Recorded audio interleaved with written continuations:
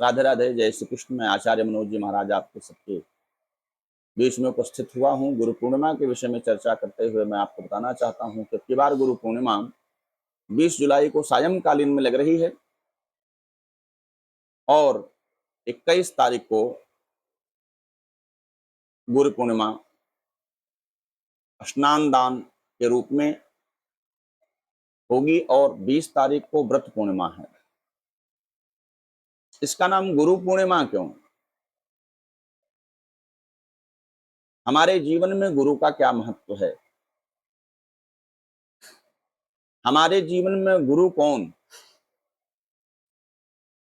हमारे जीवन में प्रथम गुरु माता है, द्वितीय गुरु पिता और तृतीय गुरु शिक्षक के रूप में विद्यमान होते हैं। चतुर्थ गुरु आध्यात्मिक गुरु हैं, जो हमें अंधकार से, अज्ञान रूपी अंधकार से निकाल करके ज्ञान रूपी प्रकाश में ले जाते हैं। वो आध्यात्मिक गुरु हैं।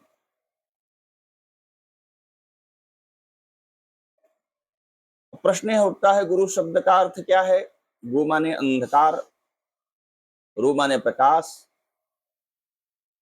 अज्ञान रूपी अंधकार और ज्ञान रूपी प्रकाश, यही गुरु। इसलिए गुरु पूर्णिमा इसका नाम पड़ा, क्योंकि आज के दिन ही व्यास जी ने पुराणों को की संरचना की, ऐसा प्रमाण मिलता है। वेदों को विभक्त करके वेदों के मूल रहस्य को संसार के सामने उद्धृत किया। इसीलिए इसे व्यास पूर्णिमा, गुरु पूर्णिमा दोनों के रूप में जाना जाता है। हमारे जीवन में गुरु का विशेष महत्व है। लिखा गया है शास्त्र में, गुरु भिन्न भव निधि तरह की कोई, जो विरंच शंकर सम हुई। अर्थात ब्रह्मा शिव के समान भी कोई हो जाए, लेकिन अगर उसने जीवन में गुरु नहीं किया तो कुछ नहीं किया। इसलिए हर व्यक्ति को गुरु बनाना चाहिए। गुरु की महत्ता बताते हुए शास्त्र में कहा गया है, गुरुर्ब्रह्मा गुरुर्विष्णु गुरुदेवो महेश्वर, गुरुर साक्षात परब्रह्म तस्मै श्री गुरुवे नमः।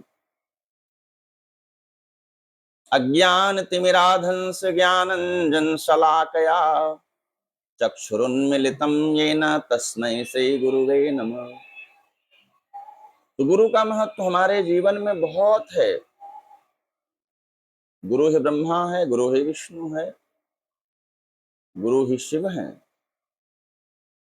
और बिना गुरु के ध्यान के, बिना गुरु के शरण के हम परमात्मा की शरण में नहीं जा सकते। इसलिए शास्त्र में लिखा गया है, जब तक किसी जीवात्मा के जीवन में महात्मा रूपी गुरु कोई नहीं आता, तब तक उसे परमात्मा की प्राप्ति नहीं होती।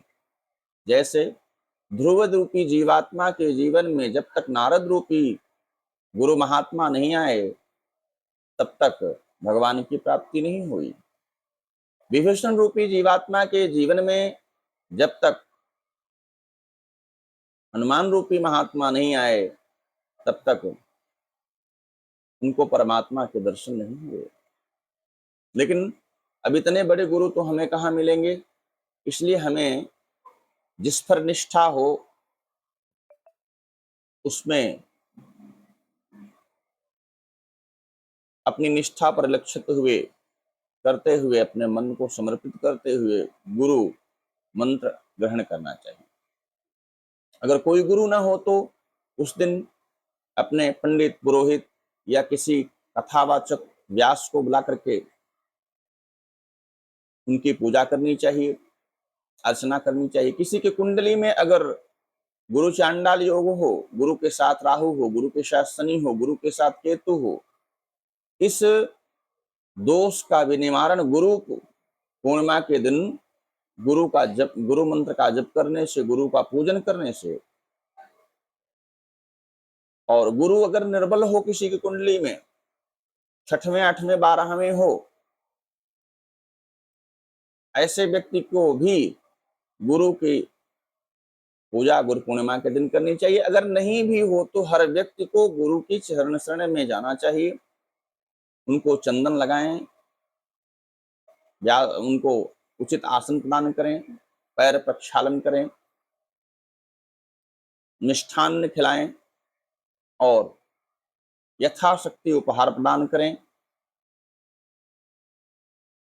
और भी गुरु पूर्णिमा के दिन कोई व्यक्ति अगर अपने घर को गाय के गोबर से गूंथता है, उसकी परिक्रमा करता है, तो उसके घर में सर्प भय नहीं होता। तो इस प्रकार से हमें गुरु के प्रति अपना समर्पण करना चाहिए। गुरु पूर्णिमा के दिन अवश्य ही सत्यनारायण भगवान की कथा श्रवण करनी चाहिए। किसी पुराण वेदता, वेद पाठी ब्राह्मण, किसी व्यास को बुला करके उनका पूजन करें, अर्चन करें, और जिसने गुरु बनाया है उसे तो अपने गुरु की शरण में जाना चाहिए, गुरु की पूजा करनी चाहिए, गुरु से आशीर्वाद लेना चाहिए, ऐसा शास्त्र कहता है। तो हमने आपको गुरु पूर्णिमा का महत्व बताया। राधे राधे, जय श्री कृष्ण।